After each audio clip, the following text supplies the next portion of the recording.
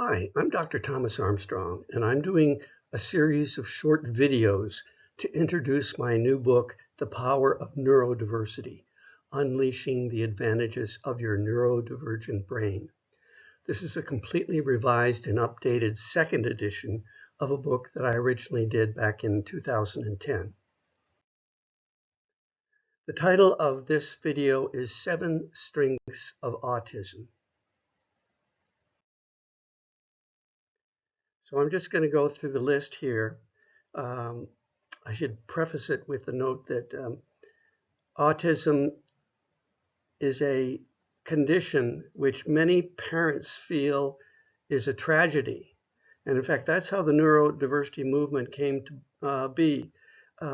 Jim Sinclair gave a keynote at an autism conference back in 1993. And he said, you know, for all those parents who think that having an autistic child is a trauma or a tragedy, let me point out that we are who we are. We are not a normal child. They were hoping for a normal child. Well, they got somebody different, and the key is different. And of course, the literature for years had focused on the negatives. And so, you know, in the last few years, we've been seeing in the research accumulating evidence of the strengths of individuals with autism. So basically in this video, I wanted to go through 7 of those strengths that have been discovered in the last 20, 30 years. The first one is a gift for detail. People on the spectrum are good at where's Waldo kinds of puzzles, where you have to find Waldo in this mass of people. And just in case you were wondering where he was, there he is. At least I think that's where he is. A gift for detail is not my strong suit. I'm more of a big picture thinker. Dyslexics are more big picture thinkers, whereas autistic people are more small detail people. And that's great. Probably it has evolutionary advantages for people who grew up in nature in prehistoric times. They were the ones in the tribe who could see the small details, you know, who could see the eyes of the predator, could point out, you know, the routes that would lead to water, perhaps, and other details. So having a detailed person in your tribe would be definitely a plus. And the gift for detail is just one part of a larger gift, which is referred to as enhanced perceptual functioning. People with autism do better on the embedded figures test than neurotypical people, where you have to look at the simple shape, like the triangle on the left-hand side, and find that shape in the more complex drawing on the right, the baby carriage. People on the spectrum also do better than neurotypicals on the object assembly test, which is a subtest of the Wechsler Intelligence Scale for Children, one of the most commonly used IQ tests that's out there. And while we're talking about IQ tests, research suggests that autistic people do better on one particular but less used IQ test called the Raven's Progressive Matrices. This IQ test, is more abstract than the Wechsler. It is more visual spatial, and it plays to the strengths of people with autism. And research has suggested that if they take the Ravens rather than the traditional IQ, their IQ scores can increase from 30 to 70%, which is amazing. And it makes you wonder why we're not using that test with all children and adults on the spectrum. Another strength that's been noted by a Cambridge University researcher, Simon Baron-Cohen, is that people with autism are often systemizers rather than empathizers. Baron Cohen has this model of a continuum which stretches on one end for systemizers and on the other end for empathizers. Now let me explain what systemizers represent. A system or a systemizer is someone who works well with systems, things that have fixed inputs and outputs. So what is a system? It could be a machine. It could be a computer programming language. It could be a mathematical system. It could be a football game. And in fact, there are all sorts of systems out there.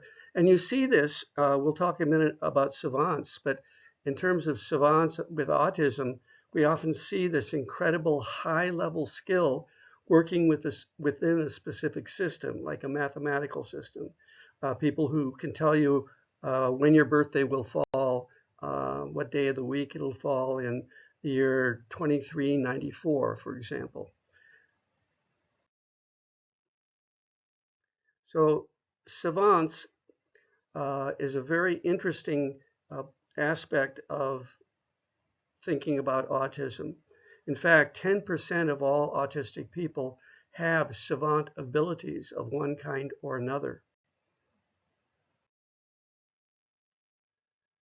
This is a book that was actually written about an autistic child with savant abilities. Her name was Nadia, and wouldn't you say this is a good drawing for a 5-year-old child? She was able to, do these things spontaneously and incredibly.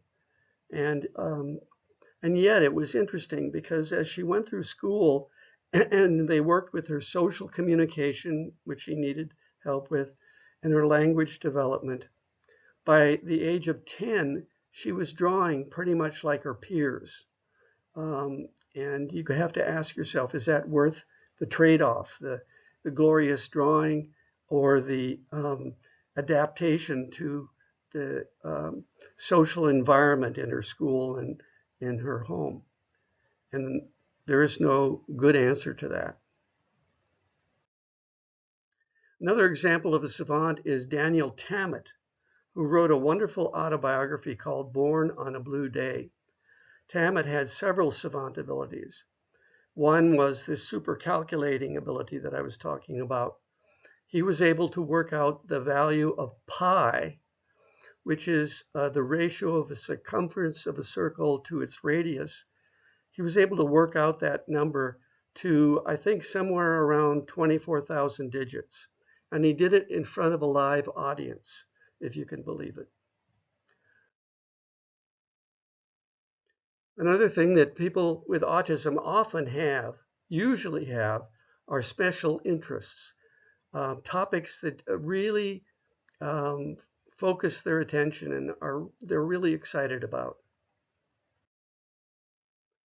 It could be a toy, it could be airplanes. In fact, in one article on kids with autism, I pulled some of these common interests that different kids had.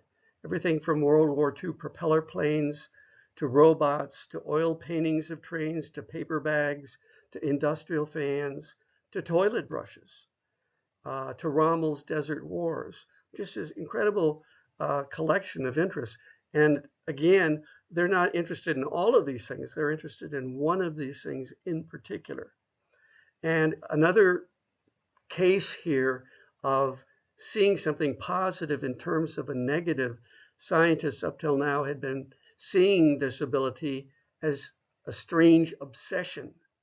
It's interesting how you can use language to make something look good or make something look bad. And in fact, this is a good thing. It should be seen as a good thing if it's worked with. Temple Grandin talks about having an interest in horses in high school, and that got her involved in the work that she does with animals now as an animal engineer. And we have this very interesting quote from Hans Asperger, who was one of the first people to discover autism back in the 1940s. And he was quoted as saying, We can see in the autistic person far more clearly than with any normal child a predestination for a particular profession from earliest youth. A particular line of work often grows naturally out of his or her special abilities. To me, this is an amazing statement, coming as it is over maybe 80 years ago. An individual was able to see back then that people with autism had strengths, and yet it seems like scientists have been rather tardy in catching up with him. And then a final strength that I'll talk about in this video is the issue of sensory sensitivities. And again, this is oftentimes seen as a negative, that a person has to be on guard for loud sounds or for too much tactile stimulation, etc. And this is all very well and true, but it begs the question of whether or not this is a good thing to have in the first place.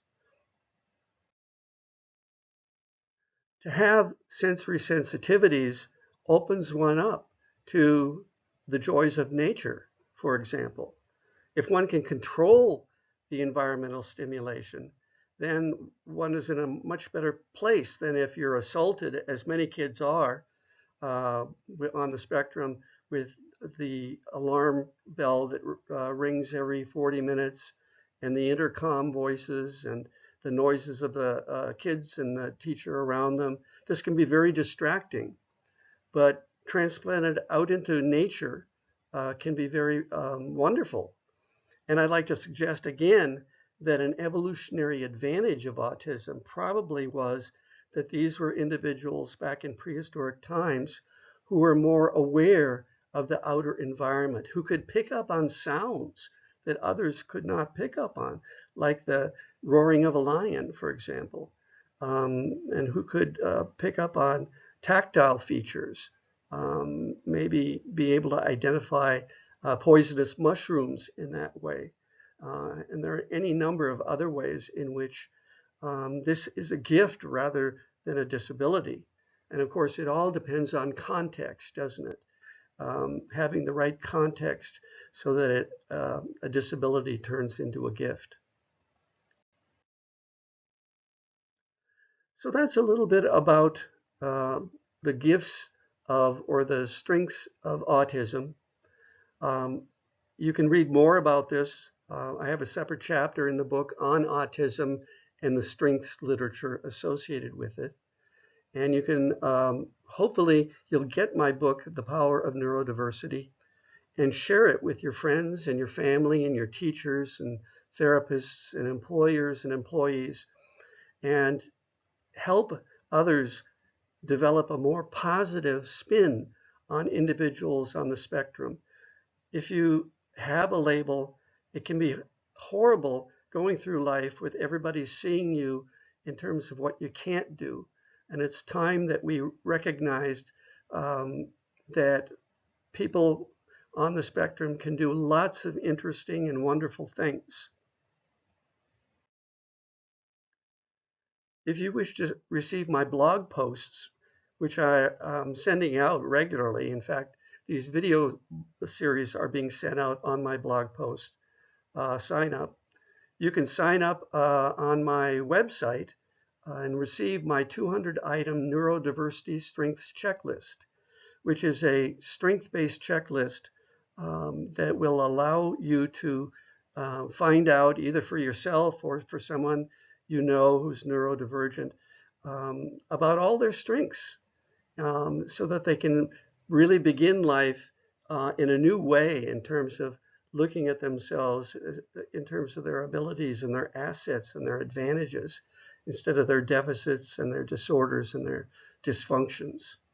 So you can go to my website, which is www.institute4learning.com. That's institute4learning.com, and sign up and you'll get that strengths checklist. So thanks so much for watching and listening in. I hope you've learned something in this presentation, and I hope that wherever you are, you will think positive and think wellness in terms of helping people who are neurodivergent realize their full potential. Thanks so much.